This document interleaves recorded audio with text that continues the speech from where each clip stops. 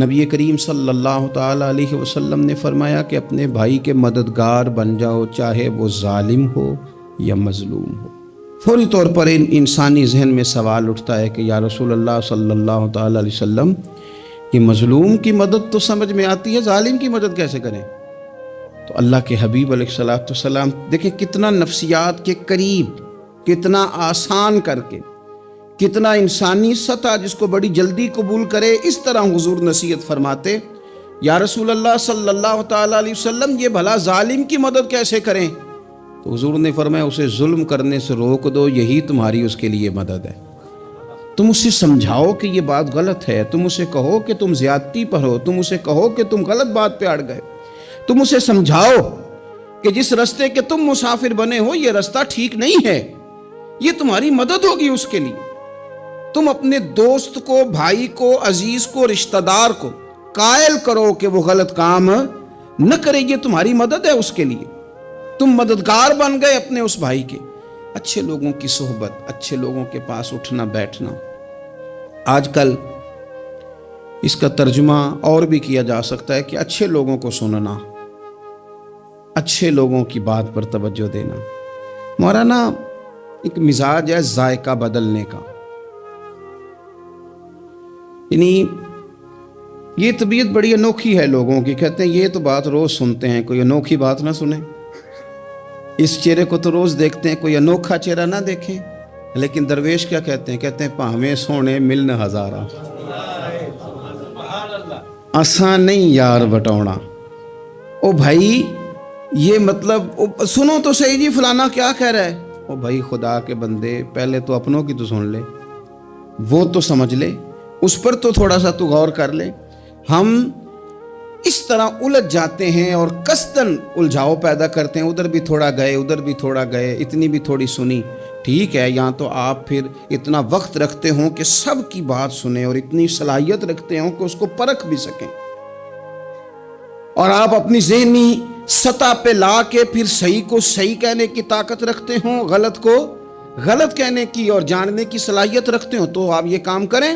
لیکن اگر ایسا نہیں ہے تو پھر تو آپ اثر قبول کریں گے، پھر تو معاملات اور طرح کے ہو جائیں گے۔ اس لیے کوشش کریں کہ صالحین کی سنگت، نبی پاک صلی اللہ تعالیٰ علیہ وسلم نے فرمایا، میرا خیال ہے اس عنوان پر اس سے زیادہ قیمتی بات نہیں ہو سکتی۔ اللہ کے حبیب علیہ الصلوۃ والسلام نے فرمایا کہ انسان اپنے دوستوں کے دین پہ ہوتا ہے۔ اوئے ہوئے، اتنی بڑی بات فرمایا، انسان اپنے دوستوں کے مذہب پر ہوتا ہے۔ اس لیے سوچ کے بنایا کرو کہ یار کسے بنا رہے ہو، غور کر لو، اس کو دوستی کو، یارانے کو، اٹھنے بیٹھنے کو معمولی سا کام نہ سمجھنا، آنے جانے کو، سفر کرنے کو معمولی سا کام نہ جاننا۔ بندہ اپنے دوستوں کے مذہب پہ ہوتا ہے، اس کے منہ میں زبان اپنی ہوتی ہے۔ اکثر لوگ ایسے ہوتے ہیں ان کے منہوں میں زبان اپنی ہوتی ہے، لفظ اپنے نہیں ہوتے، وہ جملے کسی اور کے بول رہے ہوتے ہیں۔ اس کا مطلب یہ ہوتا ہے کہ وہ سارا اثر قبول کر چکے ہیں کہ جو انہیں یہاں تو راہ حق پہ لے گیا ہے، اور اگر جس کا وہ اثر لے رہے تھے بندہ غلط تھا تو وہ انہیں غلط ترک پہ لے گیا ہے۔ ایک بات خواجہ حسن بصری کی، اللہ اکبر، صحیح لوگ چل رہے ہوتے ہیں، کسی درویش کے عقیدت مند ہوتے ہیں، تربیت پا رہے ہوتے ہیں، رستہ صحیح چل رہا ہوتا ہے، لیکن وہ مطلب فٹافٹ ایک کوئی شخص بیچ میں گھستا ہے اور آ کے کہتا ہو نہیں میں تجھے بتاتا ہوں معاملہ تو کچھ اور ہے۔ وہ بالکل سڑک پہ صحیح چل رہے تھے، اب انہوں نے غلطی کیا کہ انہوں نے ہر چمکنے والی چیز کو سونا سمجھ لیا، انہوں نے ہر اجلی چیز کو طیب جان لیا۔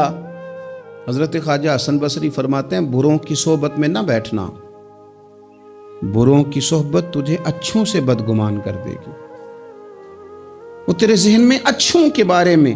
حضرت پیر چنن شاہ صاحب رحمۃ اللہ تعالیٰ علیہ، آل و مہار شریف والے، حضرت پیر چنن شاہ صاحب رحمۃ اللہ علیہ کے پاس نا ایک نوجوان آیا تو پیار ہو گیا، وہ بیٹھنے لگا، طریقت سیکھنے لگا۔ وہ لوگ بھی بڑے خالص تھے، انہیں مریدوں کی صورت میں طاقت نہیں چاہیے ہوتی تھی، بلکہ انہیں مریدوں کی صورت میں وہ لوگ چاہیے ہوتے تھے جو ان کا پیغام آگے پہنچائیں۔ جو ان سے وہ سیکھیں، جو وہ سکھا کے انہیں دیندار بنانا چاہتے ہیں۔ تو بچہ بیٹھ گیا، حضرت بھی بڑا ہی پیار کرنے لگے، اسے دین سمجھانے لگے۔ تو اس کے والد صاحب پیچھے سے آئے اور آگے کہنے لگے پتر چل گھر چلیے۔ کہنے لگے جی ابا جی اور میں تے نہیں جانا، میں تے اتھی رہنا ہے۔ کہنے لگا پتر چل میں بڑے پیر ویکھے نے۔ تو بیٹا بیٹھتا تھا نا صحبت میں تو کچھ میٹھی باتیں اور خوبصورت جملے اسے بھی سمجھ میں آ گئے تھے۔ کہنے لگا ابا جی تساں تے بڑے ویکھے نے، تانوں نہیں نہ کسے ویکھیا۔ یہ تیری نظر کا کمال ہے کہ میری زندگی کا سوال ہے، تجھے نہیں نہ کسی نے دیکھا، مجھے تو دیکھ لیا۔ میری مجبوری ہے کہ میں کسی کی نظر میں آ گیا، اور نظر کی جولانیاں نہ پوچھو۔ نظر تو وہ ظالم نظر ہے، اٹھے تو بجلی پناہ مانگے اور گرے تو خانہ خراب کر دے۔ اس لیے میں تو نظر میں آ گیا ہوں، مجھے بتائیں میں کدھر جاؤں، میرا معاملہ اور طرح کا ہو گیا۔ تو عزیز دوست آپ یہ دیکھیں کہ آپ کسی صالح بندے کی صحبت میں جا رہے ہیں اور یکدم ایک شخص آیا ہے، اس نے آ کے سارا معاملہ روک دیا۔ بروں کی صحبت اچھوں سے بدگمانی پیدا کرتی۔ آپ کے دوستوں کا ٹھیک ہونا بڑا ضروری ہے، حلقہ احباب کا درست ہونا بڑا ضروری۔ آپ نے تھوڑا سا بھی جس کے ساتھ سفر کرنا ہے نا، اس بندے کا بھی ٹھیک ہونا بڑا ضروری ہے، ورنہ انسانی ذہن میں بعض لوگ ایسے سوالات چھوڑ دیتے ہیں کہ وہ سوالات نہیں ہوتے، وہ وسوسے ہوتے ہیں۔ وہ تو ایک جملہ کہہ کے گزر گیا، اور انسان ہے کہ وہ لڑتا رہا، جدوجہد کرتا رہا۔ مجھے بڑی اچھی طرح بات یاد ہے، میں اپنے احباب میں سے سمجھ لیں یا بہن بھائیوں میں سے نہ کسی کے ساتھ کو تھوڑا بہت خیر کا کام کرتا تھا اپنی توفیق کے مطابق۔ تو ایک دن میں دوبارہ سے اسی سلسلے میں اپنی خدمت کے لیے حاضر ہوا تھا، تو میں واپس لوٹا تو ایک صاحب مجھ سے کہنے لگے کنا کچھ تو سائیں پار چانا ہے، دیکھ رہے ہیں سالوں گزر گئے۔ میں آپ کو اپنی بات بتاتا ہوں، تو واقعی میرا ذہن الجھنے لگ گیا۔ واپس آنے تک میں نے کہا یار یہ کب تک، یعنی کہ تو ہر روز کوئی نہ کوئی بات سنا دیتے ہیں کہ فلانی بھی مجبوری ہے، فلانی بھی، کب تک یہ کرنا ہے؟ میرا ذہن خاصا الجھ گیا اور میں بڑی عجیب سی کیفیت میں چلا گیا۔